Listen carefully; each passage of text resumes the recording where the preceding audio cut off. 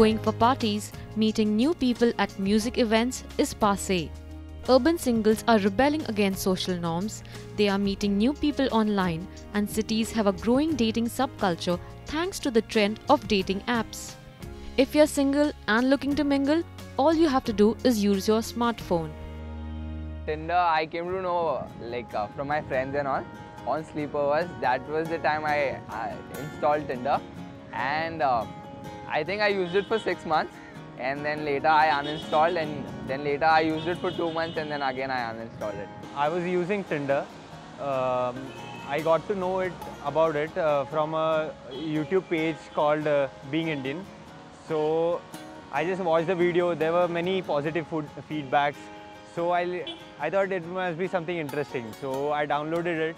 I'm single since 2 years, so I was trying my luck. I used Tinder actually. I just used Tinder for 2 days because then I got bored and then I just logged off. It's still there in my phone though, but then I was like, I don't want to log in again, and you like the profile, swipe right. You don't like it, swipe left. So fairly non-complicated, fairly superficial, but that's pretty much the case because as they say, when you meet somebody at a bar also, the first thing is that whether you get attracted to the person basis his persona. So I was pretty okay with it.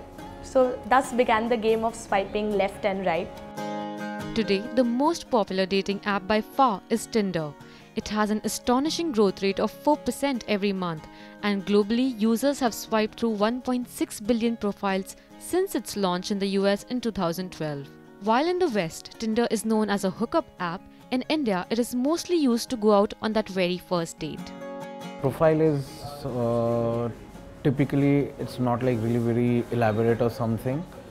And Tinder is not a platform to like really have a great bio about yourself. The first thing is obviously the picture, and then possibly those few words that you may connect with. So most of the profiles that I saw, I didn't come across any profile that said that they are politically interested or something, but almost all of them have food as their interest or films. Travel scores really very high. I was having a lot of fun meeting these men, going out with them, and then, we'd go dancing and we'd go, sampling new dishes and checking out music concerts. Till I started realizing that, there is a clink in the armor, which being that, so Tinder is not really a dating app, Tinder is a hookup app. So primarily people are there to find one-night stands or a casual fling or something that does not have the quintessential involvement of emotions. Seeing Tinder's popularity, a host of desi apps have launched in the recent months. The ones trending in India are Utopia Mobile's Woo, Truly Madly, Oil, Waltz and Thrill.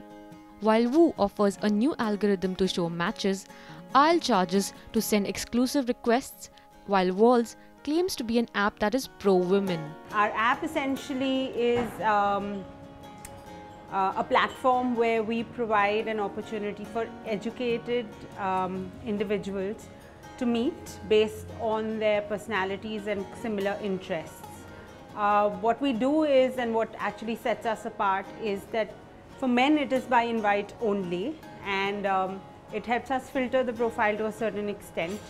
We also have a multiple level of verification that we do. So for example, signing in through Facebook, if you're married you can't sign up, so that sets us apart. On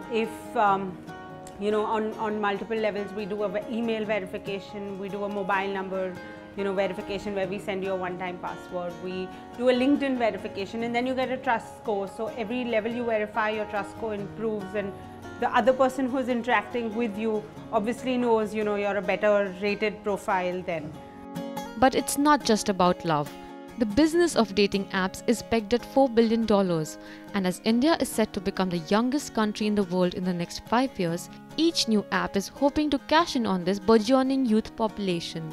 We're very focused on the quality of people, and I think that people appreciate that. We've had better profiles signing up because they know that they'll be matched with better profiles. So I think it's working for us, and as a business, like financial, it totally makes sense for us because we're very clear on what we want, and we see a very big market for it, because even after filtering, as I said, India is a really massive market, and that's our USP here. Even though Indian dating apps call themselves facilitators of long-term, meaningful relationships, users say that meeting your partner largely depends on personal connection and not the app.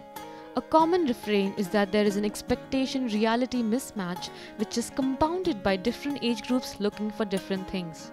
In dating apps, you don't get to see them.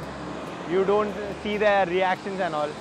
So I don't think that is the right way. I saw pics of guys, like now some guys are topless, some guys had those freaky glasses, like those huge ones, and they had some like the pictures of their dogs, like indicating that yeah, I'm cute, like I have a dog, so girls like dogs, so yeah, maybe I get some likes or something.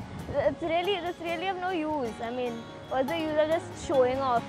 Show off yourself like in person, dude, instead of just, you know. When guys approach from front, they have guts to like always stand for them in the long-term relationship. But if you go through a source, and then it would always be from a source or something. I don't know, I take it like that. Are you looking for a match which is 6 feet tall, six-pack abs and you know, dressed in Tommy Hilfiger and Hermes bells?